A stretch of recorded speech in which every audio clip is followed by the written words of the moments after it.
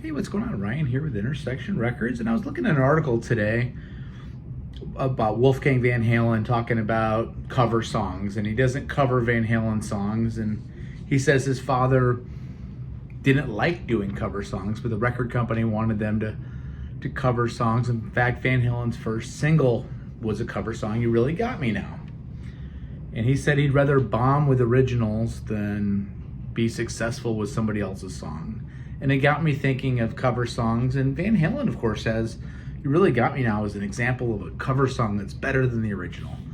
The Kinks version's great, but it can be said that I think "You Really Got Me Now" by Van Halen's better. That, for that matter, they covered "Pretty Woman," which was maybe as good as a Roy Orbison, maybe not.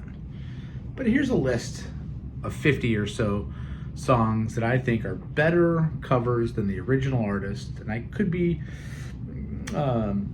maybe I'm wrong. Maybe there's some controversial ones here. Maybe you disagree. I'm obviously going to leave things off. Put in the comments what I left off. By the way, subscribe to my channel, like these videos, share these videos. We're almost to 1,000 subscribers. We're going to get there. "Black Magic Woman," originally a Peter Green from Fleetwood Mac song, covered by Santana, and really just the definitive version. That could be "Oh Yeah Como Va" was also a cover, right, by Santana covering Tito Puente. How about "Whiskey in the Jar"? How about Thin Lizzy's version of a traditional Irish folk song? Metallica did it too very well. "Whiskey in the Jar." "Diamonds and Rust," Joan Baez song, amazingly covered by Judas Priest off their Sin After Sin album. Amazing album. How about Oasis's song "Wonderwall," covered by Ryan Adams? I think it's a great, poignant acoustic version. Dylan has a lot of examples, right? The Byrds covering "Mr. Tambourine Man," better than Dylan's version. Guns N' Roses covering "Knocking on Heaven's Door," better than Dylan's version. And Jimi Hendrix famously covering "All Along the Watchtower," just better than Dylan's version. It's an incredible version. How about the Chris Christopherson song "Me and Bobby McGee"? Janis Joplin's cover. The Grateful Dead did great covers of that too. "Tainted Love," Soft Shell made it famous, but Ed Cobb penned that song for Gloria Jones. About "Rusty Cage" by Soundgarden being covered by Johnny Cash. J.J. Cale's another guy that has lots of songs that he wrote that were covered by people that were better. "Cocaine" was covered by Eric Clapton. "Call Me the Breeze" was covered by Leonard Skinner. And then "Traveling Light," J.J. Cale's song.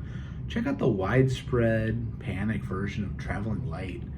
"Proud Mary," written by John Fogerty of Creedence Clearwater Revival, but Ike and Tina Turner's version is just the magical version of that song and the definitive, defining version of that song. "I Love Rock and Roll," Joan Jett, early 80s hit, but it was written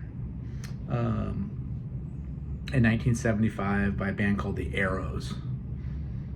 And how about "Come On Feel the Noise"? I think that was part of the album Mental Health that went to #1, the first heavy metal album ever to go to #1 by Quiet Riot.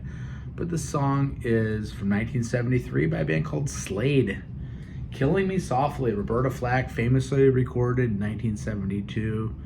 I like Lauryn Hill and the Fugees' version better. It's just incredible. I like both versions. Of course, "Killing Me Softly" is in reference to the Don McLean song "Vincent." Check that song out, "Vincent" by Don McLean.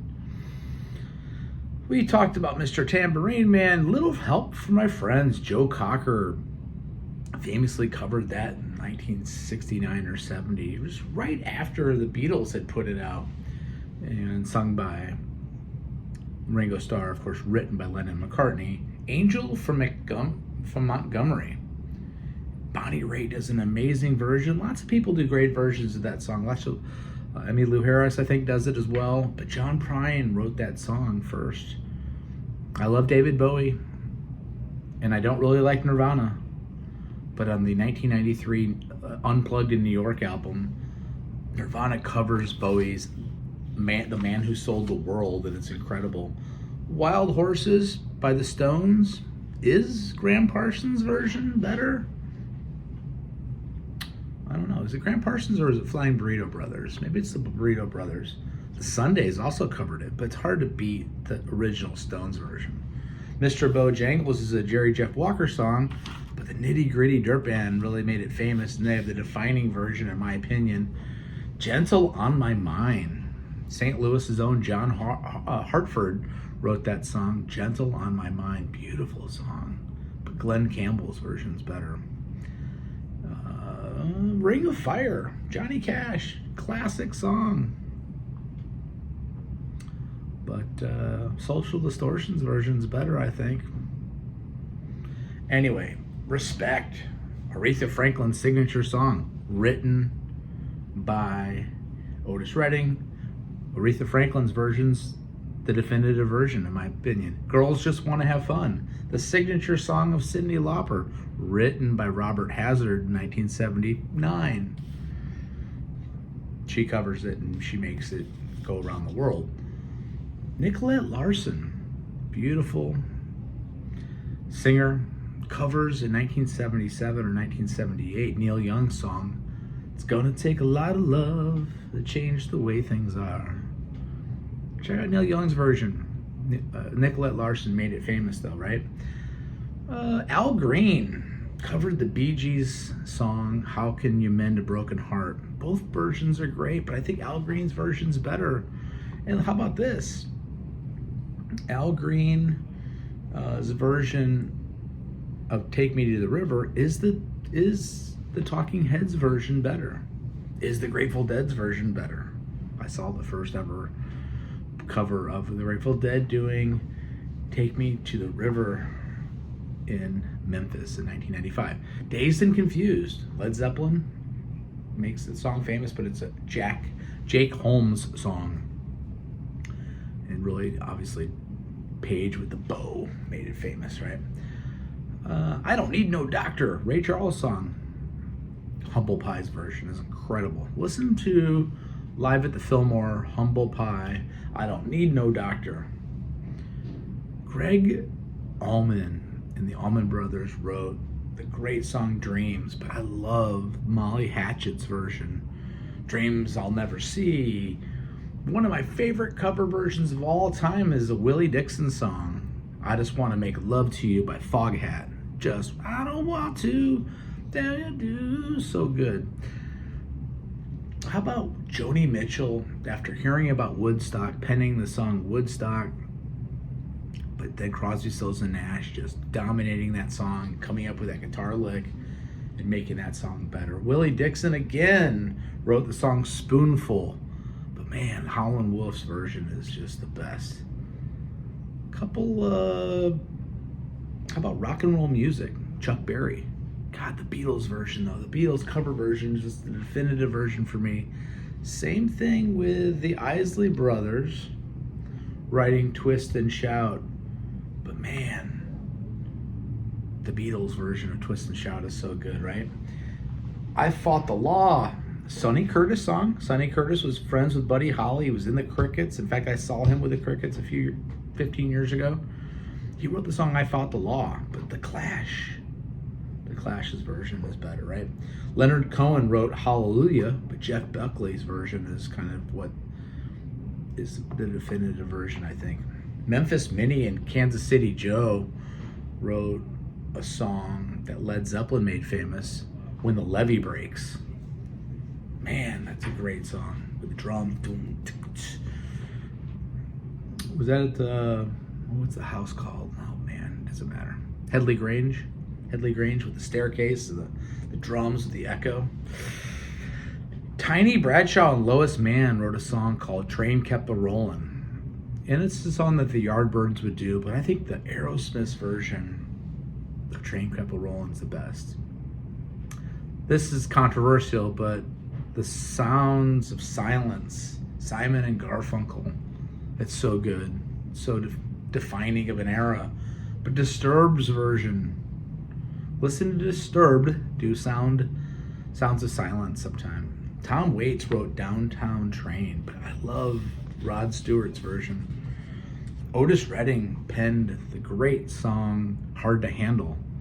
And the Grateful Dead does a great cover of it, but the lead single off Shake Your Moneymaker in 1990 by the Black Crowes was Hard to Handle, and I think that version's better than any of the versions of Hard to Handle. Neil Young was not known for covering people, but he did cover Four Strong Winds, which is an Ian Tyson song made famous by the band Ian and Sylvia.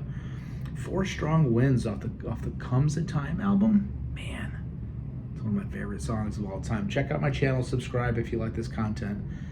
On Moonflower, Santana covers the Zombies' She's Not There. Let me tell you about the way she looks, the way she acted, the color of her hair. So good. Moonflower by Santana. Check that out. She's Not There. La Bamba, Richie Valens song, right? Richie Valens, the Big Bopper, and Buddy Holly all died on the same day in 1959 in a plane crash. La Bamba was a signature song. Los Lobos' version is incredible. MacArthur Park, a song written by Richard Harris, but the defining moment of that song is by Donna Summer. Love it. Fred Neil wrote the song Everybody's Talking at Me. Any word they say. Harry Nilsson's version, I think, is better than the original. Of course, Prince wrote Nothing Compares to You, and that is the signature song of Sinead O'Connor. Dolly Parton wrote I Will Always Love You, but Whitney Houston has the defining version. How about Fleetwood Mac and Peter Green writing Green Man Alicia, but on Hellbent for Leather? Hellbent for Leather, right? Judas Priest covers it. It's so good. Unleashed in the East, I think, has a version of that too. Green Man Alicia. The Who wrote on Quadrophenia the song The Real Me. I guess Pete Townsend probably wrote it.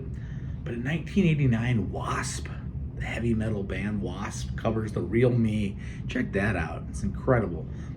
Pantera covered Black Sabbath's Planet Caravan. It's pretty good. It's a fuller version.